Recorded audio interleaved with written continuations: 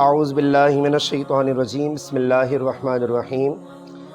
جیسا کہ آپ سب کے علم میں ہے کہ بقرعید آنے والی ہے، اور بقرعید میں ہم سب پوری دنیا کے مسلمان جانور ذبح کرتے ہیں اور اللہ رسول کا حکم مانتے ہوئے سنت ابراہیمی پر عمل کرتے ہیں۔ اچھا، جب بھی ہم لوگ جانور خریدتے ہیں، ظاہر سی بات ہے کہ جانور مہنگا بھی آتا ہے، سستا بھی آتا ہے، لاکھوں روپے کا بھی آتا ہے۔ تو ہم لوگ بیسیکلی اس کو قربان اس لیے کرتے ہیں کہ ایک تو اللہ رسول کا حکم ہے، اور اللہ رسول کا حکم جب بھی آ جائے تو اپنا سر تسلیم خم کر دینا چاہیے۔ اور دوسرا، ہمارا جو ایک لبرل طبقہ ہے وہ یہ کہتا ہے کہ صاحب اتنا مہنگا ترین جانور ذبح کرنے کی آخر آپ کو ضرورت کیا ہے؟ آپ یہ لاکھوں کروڑوں روپے کسی چیریٹی میں یا کسی ویلفیئر میں یا کسی ٹرسٹ کے ادارے میں ڈونیٹ کیوں نہیں کر دیتے؟ اب میں آپ کو سمجھاتا ہوں کہ قربانی کے ہمارے جو سماجی اور معاشرتی فوائد کیا ہیں۔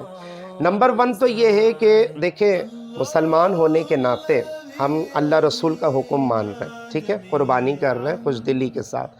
اور دوسرا یہ ہے کہ جب بھی ہم لوگ جانور کو پرچیز کرنے کے لیے جاتے ہیں تو جس سے پرچیز کر رہے ہیں، ظاہر سی بات ہے وہ غریب آدمی ہے، وہ گاؤں دیہات کا رہنے والا ہے، وہ غریب مزدور طبقہ ہے، تو وہ سالہ سال جانوروں کو پالتے ہیں، پوستے ہیں، جوان کرتے ہیں اور اس کے بعد یہاں پر آ کے بیچ دیتے ہیں۔ تو غریبوں کا فائدہ ہوا کہ نہیں ہوا؟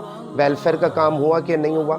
اچھا، جب ہم لوگ جانور کو پرچیز کرتے ہیں تو پرچیز کرنے کے بعد اس کو ظاہر سی بات ہے کہ ٹرانسپورٹ کے ذریعے لے کر آئیں گے، گاڑی میں بٹھا کر لے کر آئیں گے، تو گاڑی چلانے والے بھی تو غریب ہوتے ہیں نا، اور ان میں مزدور طبقہ بھی تو ہوتا ہے نا، ڈرائیور بھی تو ہوتا ہے نا، اور جناب وہ جانوروں کو رکھنا، لے جانا، چڑھانا، اتارنا، یہ سب غریب ہیں۔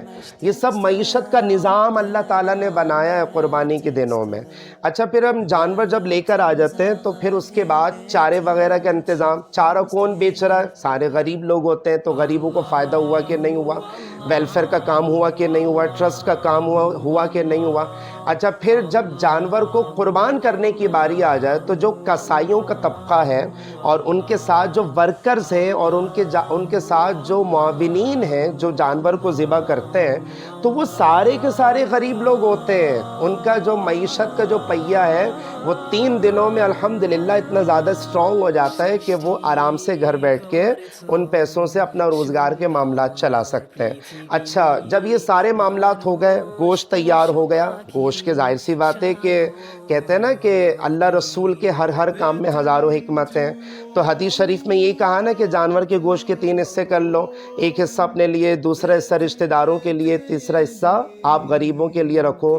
تو وہ غریب طبقہ، وہ جو فائنینشلی بہت زیادہ غریب ہے، جن کے حقوق کے لیے آپ لوگ آواز اٹھا رہے ہیں کہ بھائی ان کے آپ کام آ جائیں، وہ سارے پیسے ان کو ڈونیٹ کر دیں، تو میں یہ کہتا ہوں کہ وہ غریب طبقہ جو سالہ سال گوشت پرچیز نہیں کر پاتا، ہم ان کو گوشت دیتے ہیں تو وہ اسی بہانے گوشت کھا لیتے ہیں۔ اور آخری کا جو پوائنٹ ہے وہ آپ سن کے حیران ہو جائیں گے کہ جس کی وجہ سے پوری دنیا کی معیشت کا پہیہ چل رہا ہے، انڈسٹری کا پہیہ چل رہا ہے جناب۔